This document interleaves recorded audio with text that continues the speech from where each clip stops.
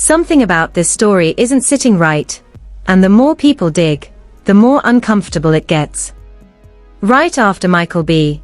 Jordan walked away with one of the biggest wins of his career, the spotlight didn't just stay on him. It shifted, fast. And somehow, it landed on someone who wasn't even on that stage, Marjorie Harvey. Now tell me this. How does a moment that should have been pure celebration suddenly turn into questions about control, influence, and a past that people can't stop talking about? Because what's trending right now isn't just about an Oscar. It's about decisions that were allegedly made behind the scenes, decisions that may have changed everything for Lori Harvey and her relationship. And the deeper you go, the messier it starts to look. Old relationships, resurfaced claims, and whispers that refuse to stay quiet. Some people are even asking if this entire situation was never about love at all, but power. And if that's true, then what really happened behind closed doors? Stay with me, because this story doesn't just raise eyebrows. It raises serious questions nobody seems ready to answer. The story doesn't really begin at the Oscars, even though that's the moment everything exploded into public view. It actually starts much earlier, in the quiet build-up of a relationship that, at one point, looked almost picture-perfect. When Michael B. Jordan and Lori Harvey first made things official, the internet didn't just react, it celebrated. People saw it as a power pairing, something polished, intentional, and full of promise. Their photos together felt curated but genuine, their appearances effortless, and their chemistry was the kind that didn't need over-explaining. It looked real, or at least real enough for the world to invest emotionally. Behind that polished image, though, there were already whispers forming. Not loud enough to dominate headlines, but steady enough to create curiosity. Reports at the time suggested that Michael was more emotionally invested than he had been in previous relationships. Sources claimed he was opening up in ways people hadn't seen before, stepping into a level of vulnerability that didn't exactly match his usual guarded public persona. That alone made the relationship feel different, like it carried more weight than just another celebrity romance.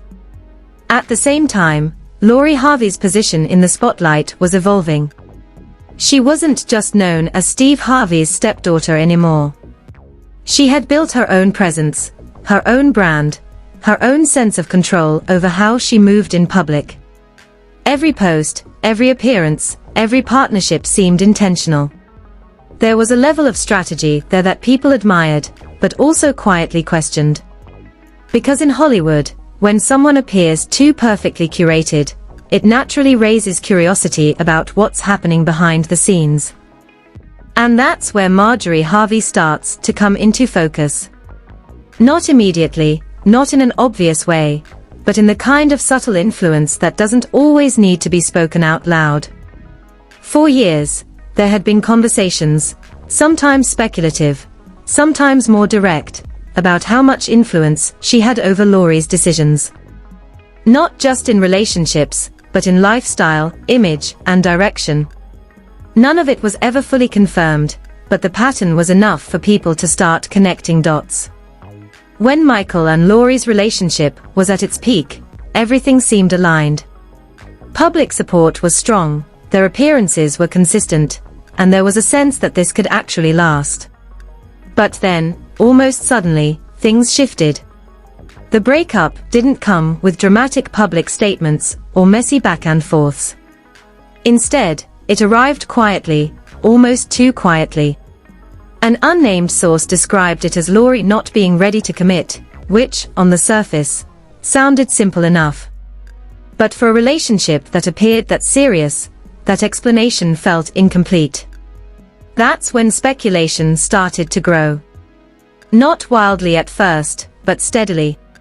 People began questioning whether there were external influences involved, whether decisions were being made based on more than just personal feelings, and whether the image being presented publicly matched what was actually happening privately. Marjorie's name started coming up more frequently in those conversations, not as a confirmed factor, but as a possible one. Then there's the timeline that keeps resurfacing in discussions.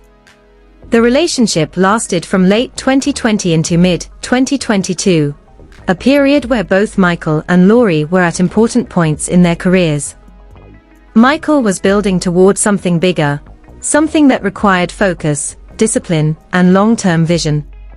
Laurie, on the other hand, was maintaining a presence that leaned heavily into lifestyle, branding, and social positioning.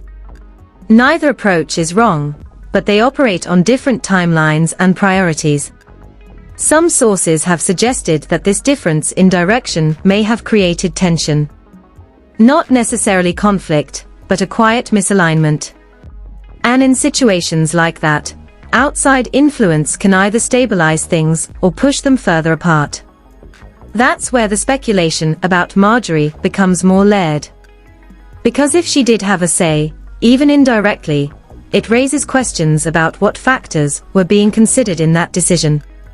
It's also impossible to ignore Marjorie Harvey's past, which has become a major talking point now that the spotlight has intensified. Her previous relationships, particularly with individuals who had legal troubles, have been brought back into public conversation. Not as confirmed judgments about her character, but as context that people are now re-examining. When those details resurface, they don't exist in isolation.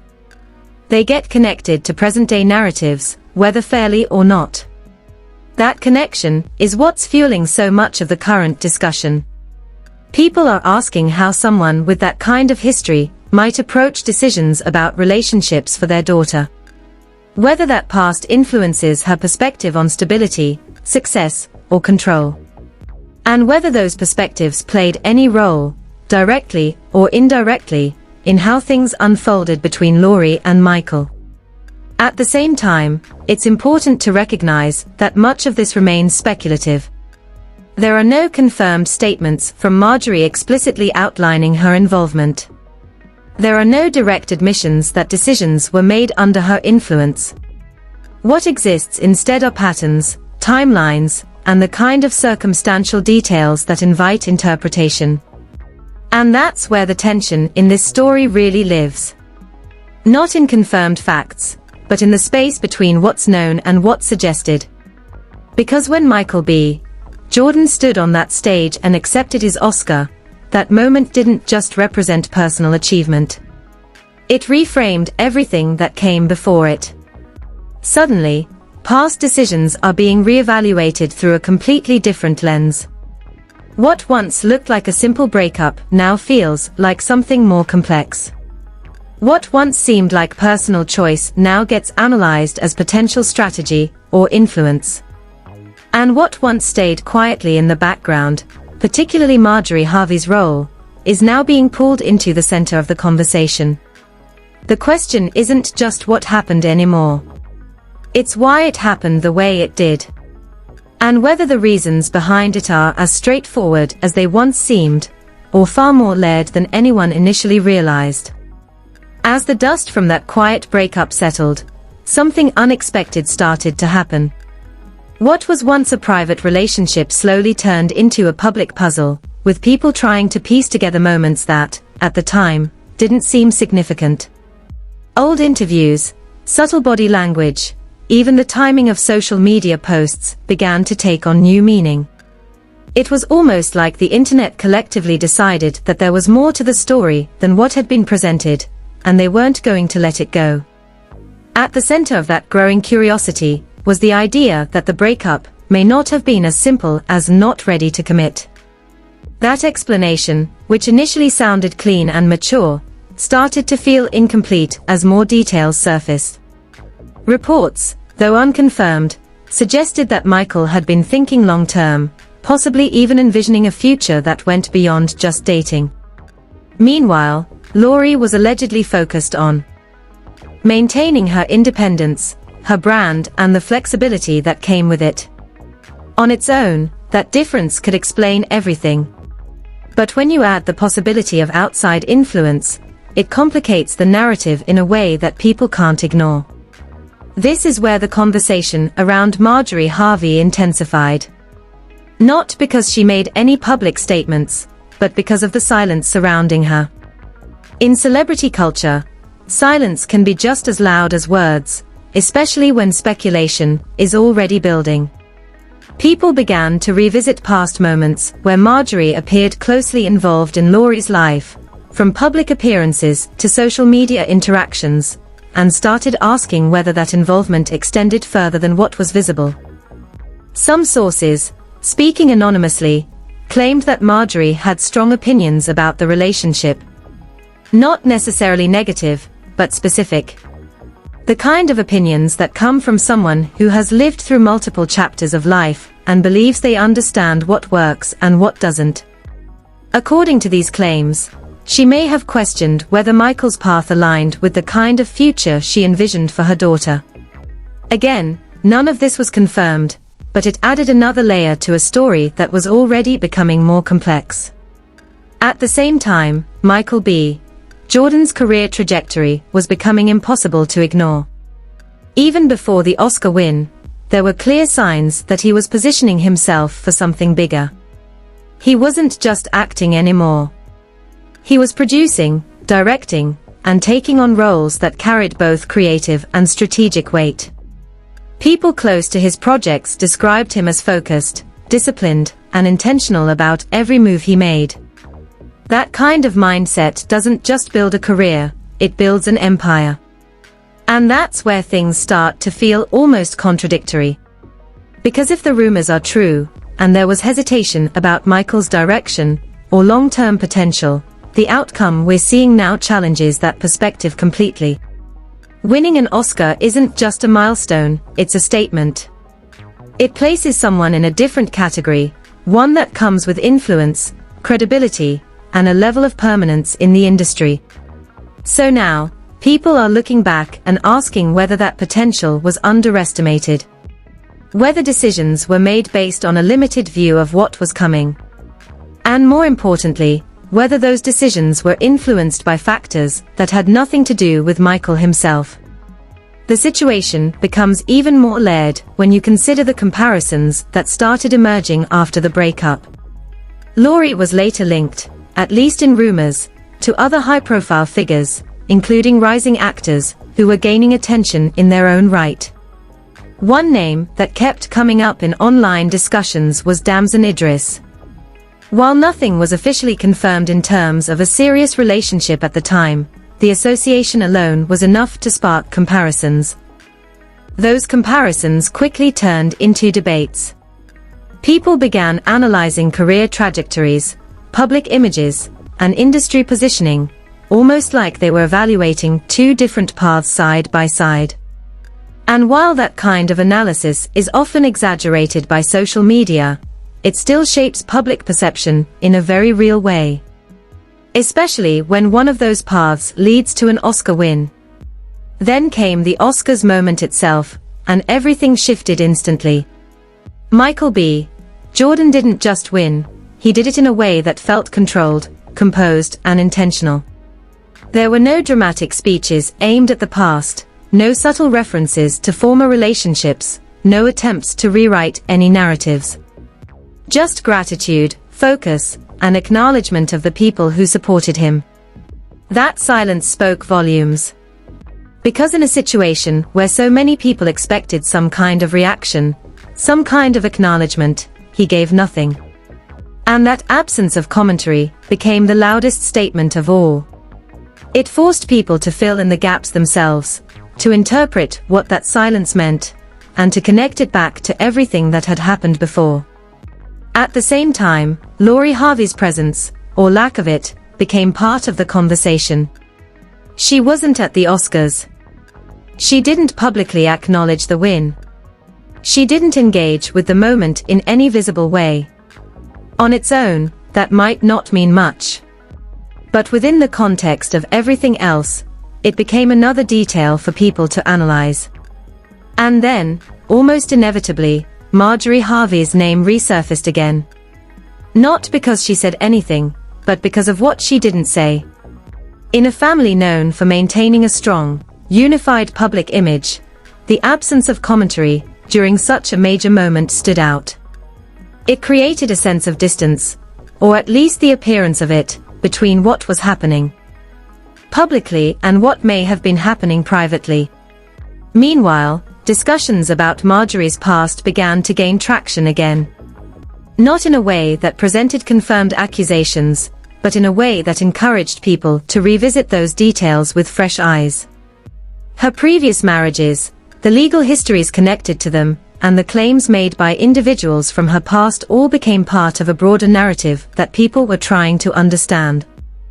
One particularly talked about element was the memoir released by her former partner, Jim Townsend. In it, he made claims about past situations that, according to him, involved legal risks and decisions made behind the scenes. It's important to note that these claims come from his perspective, and have not been independently verified in a court of law. But the fact that they exist, and that they come from someone with a documented history, adds a level of complexity that can't be easily dismissed. Now, when you combine all of these elements, the relationship timeline, the breakup explanation, the career trajectories, the Oscar win, and the resurfacing of past claims, you get a story that feels far bigger than just a celebrity relationship. It starts to look like a case study in perception, influence, and timing. Because at the end of the day, no one outside of those directly involved knows exactly what decisions were made or why. What we have instead are pieces of a puzzle that don't quite fit together perfectly. And in that space, speculation thrives. What makes it even more compelling is the contrast between how each person involved has handled the situation. Michael remains silent, focused, and steadily rising. Lori continues to maintain her image, her independence, and her presence in the public eye. And Marjorie stays in the background, where her influence is felt more than it is seen. That dynamic creates tension, not the loud, dramatic kind, but the quiet kind that lingers. The kind that makes people keep watching, keep analyzing, and keep asking questions long after the initial story should have faded away.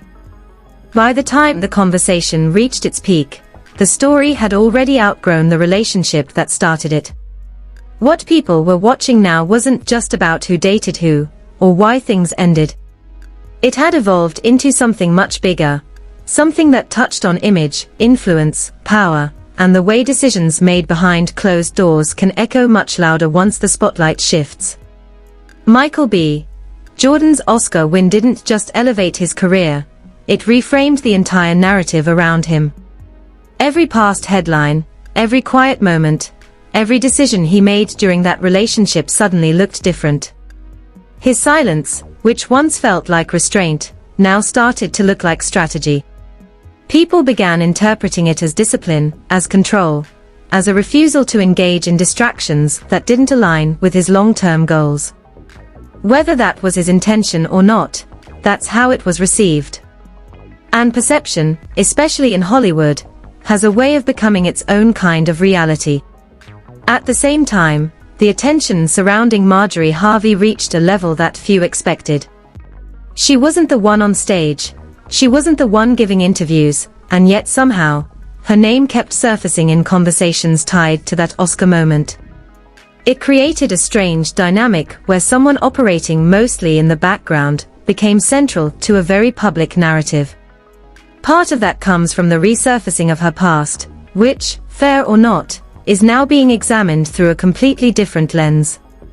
Her previous relationships, the legal histories connected to them, and the claims made in memoirs or interviews have all been pulled back into the spotlight.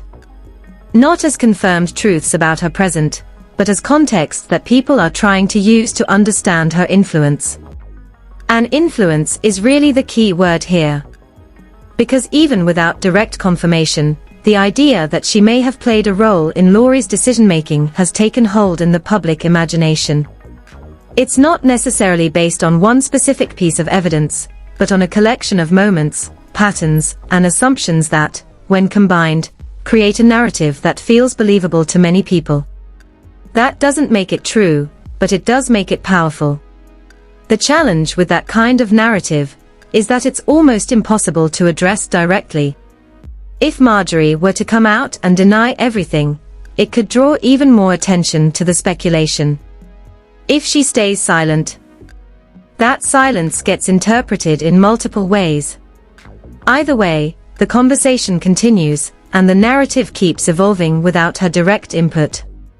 Meanwhile, Marjorie Harvey finds herself in a position that is just as complex, if not more. On one hand, she has built a brand around independence, control, and carefully curated visibility. She doesn't overshare, she doesn't engage in public back and forth, and she maintains a level of mystery that keeps people interested. On the other hand, that same approach can create distance in moments like this, where the public is looking for clarity and not getting it. Her silence after Michael's Oscar win became part of the story, whether intentionally or not. People started questioning what it meant, whether it was deliberate, whether it reflected something deeper, or whether it was simply her choosing to stay out of a narrative that she no longer felt connected to. Again, no clear answers, just interpretations. And then there's the Harvey family image as a whole, which adds another layer to everything. For years, it has been built around success, unity, and a certain level of aspirational lifestyle. Steve Harvey's public persona, in particular, is deeply tied to themes of wisdom, relationships, and personal growth. That image has been incredibly effective, but it also creates expectations. When details from the past resurface, or when current situations raise questions, those expectations come into play.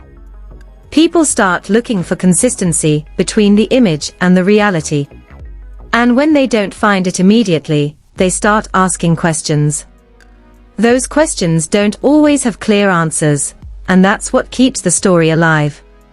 Another factor that adds to the tension is the involvement of voices from the past. Marjorie Harvey, Steve's ex-wife, speaking out again, brings a different kind of pressure into the situation. Her claims, her perspective, and her willingness to speak publicly create a contrast with the silence maintained by others. It introduces a new angle, one that isn't directly tied to Michael or Marjorie, but still connects back to the same family dynamic. At the same time, Jim Townsend's memoir continues to circulate in discussions, especially the claims he made about past legal situations. While those claims remain unverified in terms of legal confirmation, their presence alone adds weight to the narrative. It creates a sense that there are layers to this story that haven't been fully explored, and that what the public sees may only be a small part of a much larger picture. All of this builds toward a kind of unresolved tension that doesn't have a clear ending. Michael continues to rise, taking on new projects, expanding his influence, and maintaining the same quiet approach that has defined his public image. Marjorie continues to move within her own space, balancing visibility with privacy, and shaping her brand on her own terms. Marjorie remains largely silent, her influence debated more than it is directly observed. And the public keeps watching. Because stories like this don't end with a single moment, even one as significant as an Oscar win. They evolve, they shift, and they continue to unfold in ways that aren't always predictable. New details can emerge, old claims can resurface, and perceptions can change almost overnight. What makes this situation particularly compelling is the gap between what is known and what is believed. The confirmed facts are relatively simple. A relationship happened, it ended, and one of the people involved went on to achieve a major milestone. Everything else exists in that space of interpretation, where speculation fills in the blanks. And that's where the story lives now. Not in clear answers, but in ongoing questions. Not in confirmed statements, but in carefully worded reports and anonymous sources. Not in direct confrontation, but in silence, timing, and the way people choose to move forward without addressing the past. The real tension isn't about what has already happened. It's about what might still come next. Because in a situation where so many pieces remain unspoken, it only takes one unexpected moment, one statement, one reveal, to shift everything again. Until then, the narrative remains open, unfinished, and constantly evolving. Now here's the part where I want to hear from you, because this story is far from simple, and honestly, there are layers here that don't have clear answers. Do you think this was all just a coincidence, timing, and personal choices playing out the way they naturally do? Or does it feel like there were deeper influences behind the scenes shaping how everything unfolded? What really stands out to you the most? Michael's silence and steady rise, Laurie's distance and carefully controlled image, or the growing attention around Marjorie and her past? And be real, if you were in that position, would you have handled things differently? Or do you think everyone involved played their role exactly how they intended to? This is one of those stories where perception, timing, and power all collide, and depending on how you look at it, the entire narrative can shift. So I want you to break it down in the comments, and tell me what you really think is going on beneath the surface. If you made it this far, don't forget to like the video, subscribe to the channel, and turn on notifications, because stories like this don't just disappear, they evolve. And trust me, we're going to be watching every move as it unfolds.